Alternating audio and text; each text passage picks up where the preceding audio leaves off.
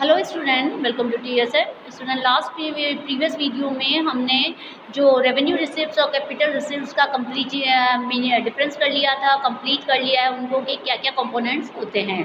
आज हम इस वीडियो के अंदर बजट एक्सपेंडिचर कंप्लीट करेंगे। What is budget expenditure? Budget क्या होता है? सबसे पहले हमने स्टार्टिंग में बता दिया था कि दिस इज़ है गवर्नमेंट का टोटल एक्सपेंडिचर और रेवेन्यू का जो हम ब्यौरा लगाते हैं या हम एस्टिमेट करते हैं वो बजट कहलाता है। अब बजट एक्सपेंडिचर क्या होता है? जो सरकार का, गवर्नमेंट का जो एक्सपेंडिचर, जो खर्चा बजट करती है उसे हम बजट एक्सपेंडिचर कहते हैं। अब इसके अंदर मीनिंग आपका आता है बजट एक्सपेंडिचर और government expenditure refers to the estimate expenditure to be incurred by the government during a given financial year. अब एक साल, एक फाइनेंशियल ईयर के अंदर गवर्नमेंट का जो खर्चा होता है, जो एक्सपेक्टेड एक्सपेंडिचर होता है वो इसके अंदर माना जाता है। इसको बोला जाता है गवर्नमेंट एक्सपेंडिचर। क्या होता है? Government expenditure refers to estimate expenditure, जो कि वास्तव में प्रॉपर जितना बनाया गया था बजट उतना नहीं होता है। ये या तो रिड्यूस में आता है या बहुत ज़्यादा में आता है। ये ड्यूरिंग एक ईयर के अंदर जो सरकार का जो खर्चा हुआ है, जो इनकम हुई थी उसे कहते हैं रेवेन्यू, और एक्सपेंडिचर क्या हुआ? जो खर्चा हुआ। सो ये हम यहाँ पे कह सकते हैं जो एक साल के अंदर गवर्नमेंट ने जो खर्चा किया है during estimate government expenditure refers to estimate expenditure to be include by the government during a financial year. अब ये एक फाइनेंशियल ईयर के अंदर गवर्नमेंट का जितना भी खर्चा एस्टिमेट था उसे हम गवर्नमेंट बजट एक्सपेंडिचर कहते हैं।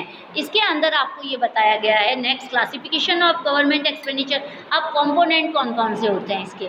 सबसे पहले कंपोनेंट में हम बता सकते हैं कि इसके अंदर आता है रेवेन्यू एंड कैपिटल। अब दो तरह के मैंने आपको यहाँ पर स्टार्टिंग करी थी, एक रेवेन्यू। अब आपको बैक जाके मैं बताती हूँ आपको कि हमने बैक में स्टार्टिंग कहाँ से की थी। इसको यहाँ आइए, यहाँ मैंने आपको बजट एक्सपेंडिचर बताया था कि एक्सपेंडिचर किस ढंग से कैसे होता है। तो बजट एक्सपेंडिचर अब हम स्टार्ट कर रहे हैं। इसके अंदर हम स्टार्ट कर सकते हैं कि बजट एक्सपेंडिचर में हम खर्चा बता सकते हैं। अब इसके अंदर रेवेन्यू एक्सपेंडिचर भी आता है और कैपिटल एक्सपेंडिचर आता है। आप लोगों ने स्टूडेंट बजट रिसिप्ट कंप्लीट कर चुका है, ये कर चुके हैं। आज हम इसके अंदर कंप्लीट करेंगे रेवेन्यू एक्सपेंडिचर और कैपिटल एक्सपेंडिचर। रिकॉल करिए, बैक जाइए। आप बैक वीडियो में आपको सारी चीज़ें समझ आ जाएगी, जो जो मैंने चार्ट आपको बनवाए हैं या जो चार्ट के द्वारा एक्सप्लेन किया गया है। अब आप यहाँ पर देखेंगे, वापस आइए जहाँ हम स्टार्ट कर रहे थे। यहाँ पर आप यहाँ देखेंगे कि revenue and capital expenditure. I think आपको समझ आ गया होगा जहाँ रिकॉल करवाया मैंने। एक्सपेंडिचर मतलब कोई खर्चा जो दे रही है गवर्नमेंट, जो खर्चा कर रही है मतलब देना। एक्सपेंडिचर मतलब देना बोल सकते हैं हम इसको। फर्स्टली आता है रेवेन्यू एक्सपेंडिचर। अब रेवेन्यू एक्सपेंडिचर को हम शॉर्ट फॉर्म में बोल सकते हैं खर्चा तो हो गया जो रोज का खर्चा हो रहा है, परंतु क्या है, कोई टेंशन कम नहीं हुई। इसको हम शॉर्ट फॉर्म में बोल सकते हैं कि खर्चा तो होगा परंतु टेंशन कम नहीं होगी। बिकॉज टेंशन कैसे कम हो सकती है जब खर्चा हो सकता है और इनकम इतनी ना हो। तो the expenditure with neither creates assess not reduce any liability of the government of the revenue expenditure. What is revenue expenditure? Revenue expenditure वो होता है जिसमें ना तो कोई असेस बढ़ रहा है और लाइबिलिटी भी कम नहीं हो रही। मतलब लोन तो चुकाना पड़ रहा है, साथ में इंटरेस्ट भी देना पड़ रहा है और लोन पूरा ख़त्म नहीं हुआ, मतलब कि एक टेंशन भी रही। तो इसमें हम कह सकते हैं खर्चा तो हो गया परंतु टेंशन कम नहीं हुई। सो रेवेन्यू एक्सपेंडिचर को आप इस ढंग से समझिए student. Revenue expenditure is of revenue nature with है इंक्लूड ईयर आफ्टर ईयर। अब हम क्या कर सकते हैं, रेगुलर बेसिस पे जो खर्चा होता है गवर्नमेंट का वो हम रेवेन्यू एक्सपेंडिचर में करंट नेचर बता सकते हैं हम उसका कि किस ढंग से कर रही है गवर्नमेंट। इसके अंदर जैसे गवर्नमेंट इसके अंदर क्या क्या लेती है, सैलरीज लेती है जो कि रोज़ हो रही है, रोज़ सैलरीज अपने एम्प्लॉयज़ को देनी पड़ती है, पेंशन देती है, इंटरेस्ट पेमेंट देती है, सब्सिडीज़ ग्रांट्स देती है। ये सारी चीज़ें क्या आती हैं, ये सारी चीज़ें आती है रेवेन्यू एक्सपेंडिचर, जो कभी कभी का खर्चा नहीं रोज़ का खर्चा कहलाता है। आई थिंक आपको रिकॉल हुआ है, पीछे मैंने बताया था रेवेन्यू रिसिप्ट्स क्या थी, कभी कभी की कमाई। तो रेवेन्यू एक्सपेंडिचर क्या हो गया, डेली का खर्चा, मतलब रोज़ खर्चा हो रहा है वो। तो रेवेन्यू एक्सपेंडिचर में नाइदर क्रिएट एन असेस, कोई असेस नहीं बढ़ रहा है, नॉट रिड्यूस एनी लाइबिलिटी, ना लाइबिलिटी कम हो रही है। सो आई थिंक आपको इतना समझ आया। अब आता है हम कैपिटल एक्सपेंडिचर पे। कैपिटल एक्सपेंडिचर क्या होता है? The expenditure which either creates any assets और reduce liability to the government, it treated as a capital expenditure. अब इसके अंदर क्या किया? गवर्नमेंट ने कुछ खर्चा किया है ना, परंतु टेंशन कम नहीं हुई, परंतु कुछ असेस बढ़ा, तो ये हम कह सकते हैं कि कैपिटल असेसमेंट कैपिटल एक्सपेंडिचर है। Capital expenditure is not recurring type expenditure, मतलब वो रोज़ रेगुलर नहीं होता, वो कभी कभी का होता है। जैसे लोन चुकाया तो हमने क्या किया, कोई एक लोन चुकाया तो एक इंडस्ट्री ओपन करी और उसमें क्या किया, उसमें असेस बढ़ाया। तो एग्जांपल क्या हो सकता है? ऑन परचेजिंग असेस, जैसे कोई फैक्ट्री डाल दी गवर्नमेंट ने, लैंड बिल्डिंग्स बना दिए, इक्विपमेंट परचेज कर लिए और कुछ शेयर्स बना दिए, शेयर्स खरीद लिए, रिपेमेंट ऑफ लोन्स, शेयर्स खरीद के लोन पेमेंट कर दिया।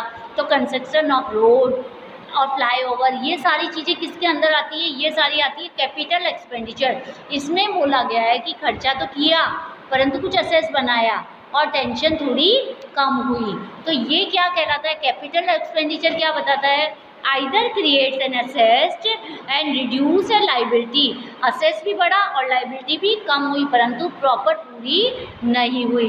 सो स्टूडेंट, आई थिंक कैपिटल और इसके अंदर आपको डिफरेंस बता देती हूँ कि क्या डिफरेंस है। फर्स्टली मीनिंग, रेवेन्यू एक्सपेंडिचर क्या होता है? Revenue expenditure is an expenditure that neither creates an asset not reduce the liability, वो ना तो लाइबिलिटी को कम कर रही है ना कोई असेस परचेज कर रही है। कैपिटल एक्सपेंडिचर क्या है? बिल्कुल अपोजिट है इसके। Expenditure that either create an असेस, वो असेस भी परचेज कर रही है और रिड्यूस द लाइबिलिटी, और लाइबिलिटी भी कम कर रही है। So I think capital expenditure is better than revenue expenditure. Nature क्या है? रेवेन्यू एक्सपेंडिचर इज रेगुलर है, जो रोज होता है। जैसे सेम था रेवेन्यू था, हमने पढ़ा था, सेम वही आता है रेवेन्यू एक्सपेंडिचर में कि ये रोज होता है, related to day to day activities. जो हम डे टू डे एक्टिविटीज़ होती है उसके अंदर जो खर्चा कर रहे हैं वो किस में आता है? रेवेन्यू एक्सपेंडिचर में आता है। Capital expenditure is irregular and non recurring nature, जो कि रोज नहीं होती, कभी कभी होती है। फाइनेंस के हिसाब से, finance out of revenue receipt, इसके क्या होता है? ये फाइनेंस किससे होता है? रेवेन्यू रिसिप्ट से होता है, जबकि ये फाइनेंस आउट बोरोइंग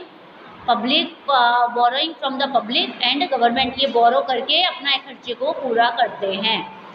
एग्जाम्पल हम दे सकते हैं इसके अंदर, revenue receipt salary of employees, pension, interest and subsidies, और इसके अंदर आता है लॉन्स एक्सपेंडिचर और construction of road, foreign bridge, ये सारी चीज़ें इसके अंदर आती है।